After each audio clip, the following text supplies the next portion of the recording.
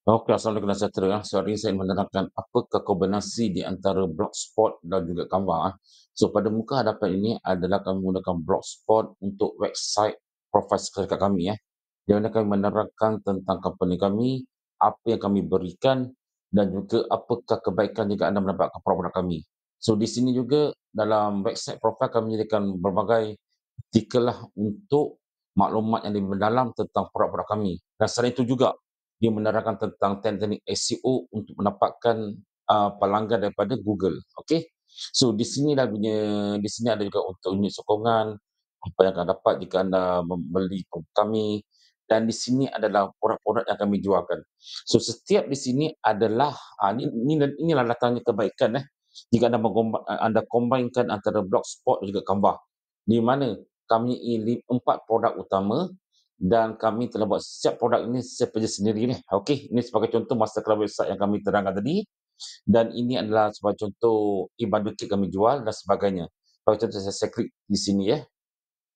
Ini saya menggunakan Canva template untuk menjual produk sebagai reseller lah. Tidak kira lah anda punya produk anda sendiri atau produk sebagai reseller atau stokis, tidak punya masalah. Mungkin ada 2, 3 jenis stokis yang anda gunakan. So anda boleh buat dalam Canva search pages anda terangkan pada mereka apa yang anda jual. So dalam contoh di sini saya menjual education bundle kits sebagai reseller. So saya jual di sini dan mereka belinya di sinilah. Dan saya juga terdapat banyak produk-produk lain dan datang di sinilah untuk saya menerangkan apakah produk kami di sini.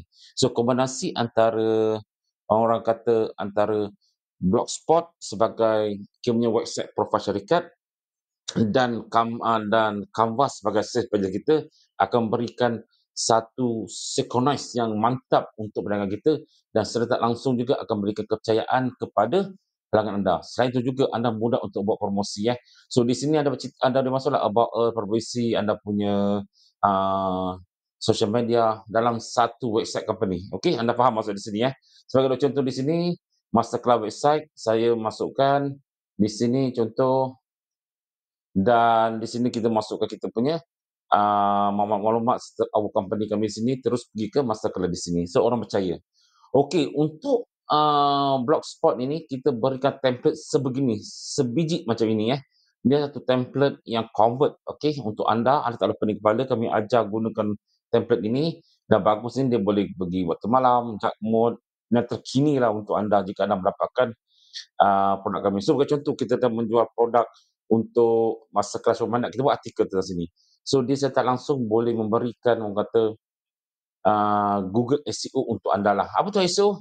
Kami akan terangkan dalam dalam blog kami, Blogspot, ada terang segala-galanya dalam kami punya masterclass blog, okey? Untuk anda sini dan di sebelah sini anda boleh letak adanya produk-produk ada di sini semua. So inilah kelebihan jika anda mempunyai website company secara umum untuk mereka mengetahui apakah anda produce dan sekaligus anda boleh masukkan ke semua anda punya sales page di sini. Ini adalah satu projek jangka panjang yang perlu anda ada jika anda hendak kekal dalam dunia bisnes online. Ini rahsia yang kami berikan untuk anda. Dan saya rasa tidak ramai memberikan penerangan ini untuk anda. Okey, Assalamualaikum.